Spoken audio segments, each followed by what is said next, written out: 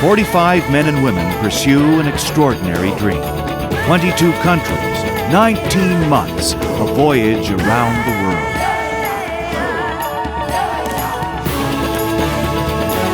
Tall Ship Chronicles. What you're looking at is not some historically accurate, digitally enhanced, computerized Hollywood image. Oh no. The modern-day tall ship you see is very real.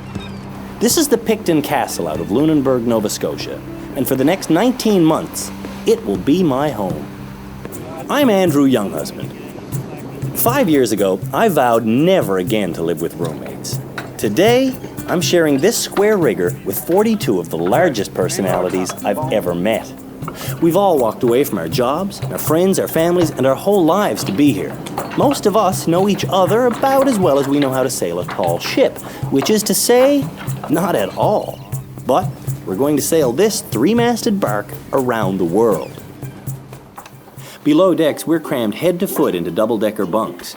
This so-called main salon is where almost half of us sleep and all of us eat. 10 of us crash out in the tiny forecastle squished into the bow. And it was all you, too, man. In the stern, 8 women sleep in the cruelly named Bat Cave. And for being the last to join the ship, Maria gets to sleep in the forepeak with all the tools. Have I thought about what it'll be like when it's crappy? Yeah, it'll be crappy. Will people hate each other? I would imagine. You know, Jesus, there's 16 people living in the dining room. We each have to work 8 hours a day to keep this thing in ship shape, and a lot of that work happens way up there, aloft. You know, it really is like being on a time machine. It's an exciting thing to be up here and know that this is how the world was discovered. And this is how all of us are discovering ourselves.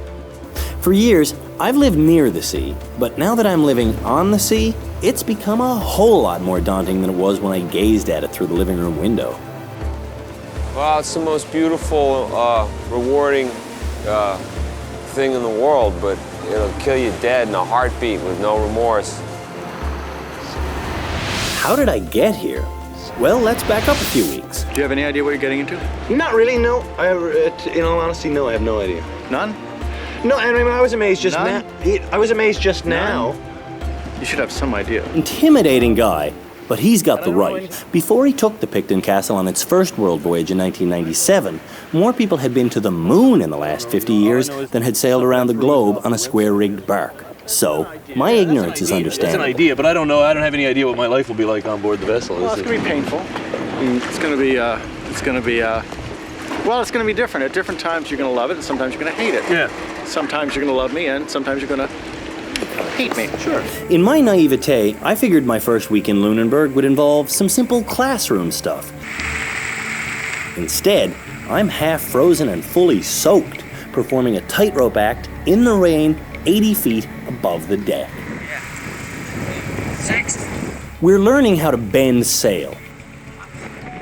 Bend being the sailing term for attaching sails to yards. Yards being the sailing term for those crossbeams.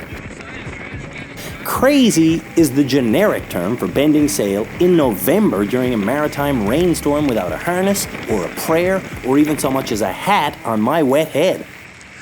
Wet being the sailing term for stupid.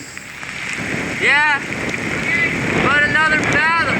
The old salts say you can't fall if you're holding on, but when we neophytes come down from aloft, we buzz as though we've just survived a brush with death.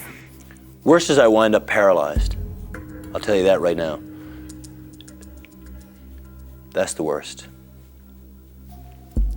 Dying? Not nearly as bad in my mind. Midships! So let's talk about the man whose job it is to get us safely around the world. It's going to need some pulling. I want him to be proud of me in the same way that a child wants to please a parent. But even if he was pleased, he wouldn't tell me. He's the captain, the king, the untouchable autocratic god of this vessel. I'm pretty open and candid with why things are the way they are. I mean, I can't explain everything every minute, but I think it's perfectly reasonable. These are all intelligent adults. There's no reason why they shouldn't understand, why we're doing what we're doing. The anxiety I felt upon leaving Lunenburg was only a few weeks ago, but already things have changed dramatically in my mind. The ship feels much bigger to me these days. Where once I used to feel penned in, now I find space. I think it's because the 40-plus people I'm living with no longer feel like strangers. At this stage, we're family. We live like a single organism. Heart, brain, soul, it's all here. We have everything. Except a couch. Man, I miss having a couch. Oh well. I sure don't miss being single. Oh yeah, did I mention that? I met someone. On the next episode of Tall Ship Chronicles, we survive an ancient ritual as we cross the equator. Temperatures rise as relationships get hot and bothered. New Year's in Galapagos sets our world on fire. And you'll be shocked as some people jump ship while the rest of us hold on for the ride of our lives. That's next time on Tall Ship Chronicles.